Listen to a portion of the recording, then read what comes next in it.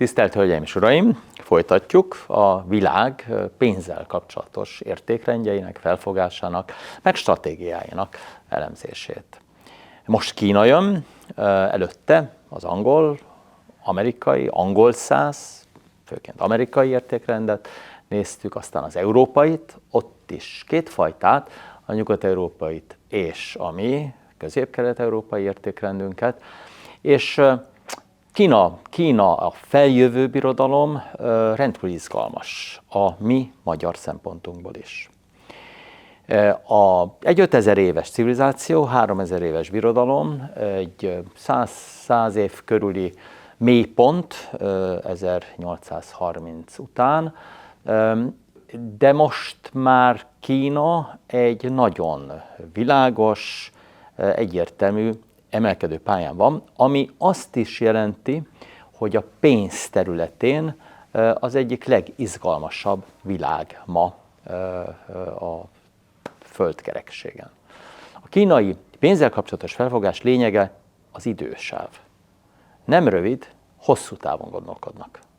Hosszú távon 100 éves tervek vannak Kínában az állam, a kormányzat terén, de a családoknál is több nemzedékben gondolkodnak. A legfontosabb Európához, meg Amerikához képest, hogy hosszú távon, akár 100 éven át szeretnék a stabil emelkedést, a stabil gazdagodást, a stabil pénzügyi rendszert.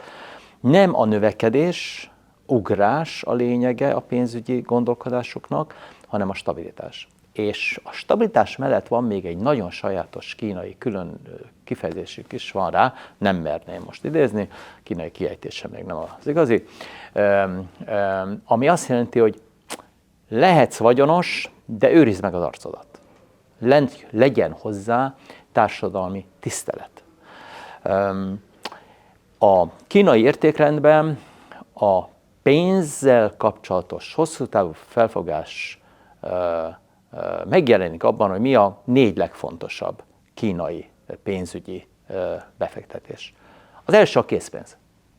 Azt szokták mondani, hogy cash is the king, és ez egy angol száz kifejezés. Hát ez Kína is, minden a készpénz, hiszen voltak nagyon nehéz időszakok, nem volt piacgazdaság, nem lehetett vállalkozni, az állam inkább elnyomó volt, tehát cash is the king, vagy a kínai családok körében a készpénz első.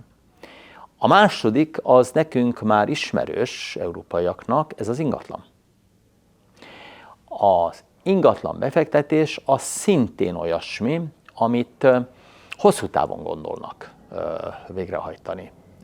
Kicsit olyan, mint egy európai családi ház, amit Angliában, de Franciaországban és sok más nyugat-európai országban nemzedékről nemzedékre adnak át. A harmadik az arany.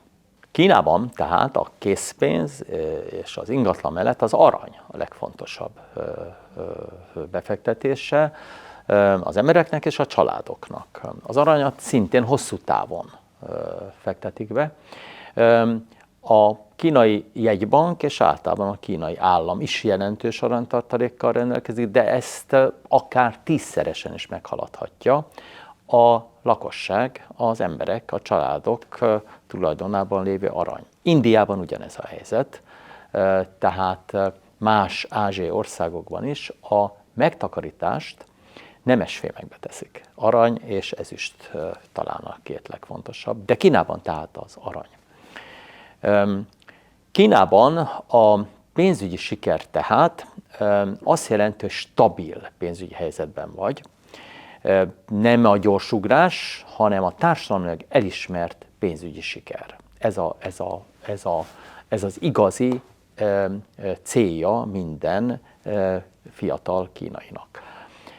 Van még egy ok, ami miatt pénzügyileg sikeresnek kell lenni Kínában, ez pedig a házasság.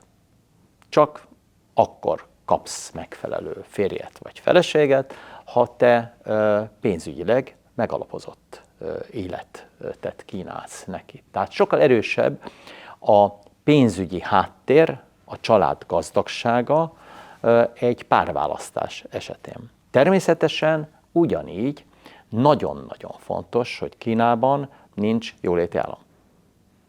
Mindenért fizetni kell, mégpedig sokat.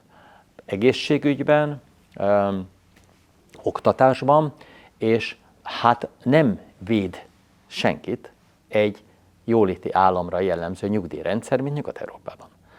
Ez egy nagyon erős motivációs tényező a sikerre, nem csupán arra, hogy pénzügyileg legyél sikeres, hanem hogy társadalmilag elismert legyél. És nagyon erős motiváció arra, hogy megszerezzél olyan tudást, és ezt most látjuk a kínai felsőoktatási rendszer hát világsikere tükrében, megszerezzél olyan tudást, ami olyan állást vagy vállalkozást hoz neked, amely pénzügyileg sikeres lesz, és olyan városban lakhatsz, ahol sokkal nagyobbak a jó társ megszerzésének a lehetőségei. Tehát azt gondolom, hogy nekünk a kínai modell olyan szempontból nagyon fontos, hogy ugye Magyarországon egy nyugat-európai típusú jóléti állam, nincs annyi pénzünk, de jóléti államra hasonlító rendszerünk működik. És jól is látja el a funkcióit a közép-kelet-európai országok összehasonlításában. De nekünk a kínai modellből azt gondolom meg kell értenünk, hogy, és az amerikai modellből is ez következik, hogy ahhoz, hogy többre jussunk a következő egy 10 évben, 20 évben, egy 14 éves, 20 éves, 30 éves fiatal eljusson odáig, ahol tart most Nyugat-Európa, hát vagy Kína. Ahhoz nagyon erős motiváció kell. És Kínában mondhatnánk, hogy könnyű dolga van egy kínainak, mert neki a társadalmi hagyományok, alapvetően a konfuciánus hagyományok alakítják az értékrendjét. A konfucianizmus azt jelenti, hogy hosszú távon kell gondolkodnod, család az első, tudásra kell szert tenned, felelősen kell élned, de megengedi a konfuciánus hagyomány, hogy te sikeres legyél, és gazdag legyél, és pénzügyileg legyél sikeres. Kicsit merész összehasonlítás, de mintha az európai protestantizmus szavait hallanánk. Tehát jó dolog a siker, jó dolog a pénz, ha azt a társadalom elismeri, és a családra költöd, a családdal kapcsolatos befektetéssel élsz. És így van ez Kínában a nagyon-nagyon kiterjedt kisvállalkozások körében, hiszen az a készpénz, az ingatlan és az arany mellett a negyedik legfontosabb befektetés Kínában. Gondoljunk csak az új turisztikai szektorra, gondoljunk az összes szolgáltató cégre. Kínában tehát azt látjuk, hogy a gyors társadalmi nemzeti emelkedés mögött egy nagyon erős gyökérzet áll, egy konfuciánus gondolkodásra épülő döntési rendszer, emögött egy 5000 éves civilizáció és egy 3000 éves birodalom, emögött egy jóléti államot nélkülöző, tehát nagyon erősen motiváló társadalom van. Mondják is, a kínaiak magukról is, hogy olyan nagy a verseny, és Koreában ugyanez van, Dél-Koreában, és több helyen még Ázsiában, hogy bizony egy gyermek vállalása az olyan terhekkel jelentkezik, az egészségügy és főként az oktatás terén, hogy hiába engedik már meg a több gyermeket, valójában egy gyermeket vállalnak a kínaiak. Tehát van hátulütője is az erős versenynek, a jóléti állam hiányának és a konfuciánus hagyománynak. De mégis a kínai értékrendet nekünk magyaroknak néhány ponton át kellene venni. Az egyik a hosszú távú gondolkodás. Talán nem a készpénz felértékelése, de a készpénz fontos. Meg kell tartanunk, biztonságot jelent. De az igen, hogy nagyon erősen visz Kínában a motiváció a siker felé, és a saját vállalkozás felé, és az ingatlan befektetés felé. Magam még azt is mondanám, hogy az arany felé is vigyen minket magyarokat, mert végül is a Magyar Nemzeti Bankkal kezdtük ezt a podcast sorozatot, és azt láttuk, hogy a Magyar Nemzeti Bank 2018-tól jó döntéseket hozott, és egy nagyon jelentős 110 tonnás arany tartalékot halmozott fel, és hát hazahoztuk. És ez is nagyon fontos, mert például a németek még mindig nem kapták vissza az aranyat Amerikából és Londonból. Szóval időben kellett hazahozni, és időben kellett növelni az aranytartalékot. Először 10-szeresére, aztán 33-szorosára. Kínától tehát azt tanulhatjuk meg, hogy lehet egy hosszú távú gondolkodással, egy biztonságos, stabil stratégiával emelkedni. Úgy, hogy a készpénz mellett nálunk ez talán megtakarítás, ahogy Nyugat-Európában bankbetét, az helyettesíti a készpénz központottságot, egy ingatlan, egy arany és a saját vállalkozás, ezek adhatják azokat a fogodzókat nekünk, ez az iránytű, amelynek az elemei Kínában nagyon erősek, de megtalálhatók Amerikában is, meg Nyugat-Európában is.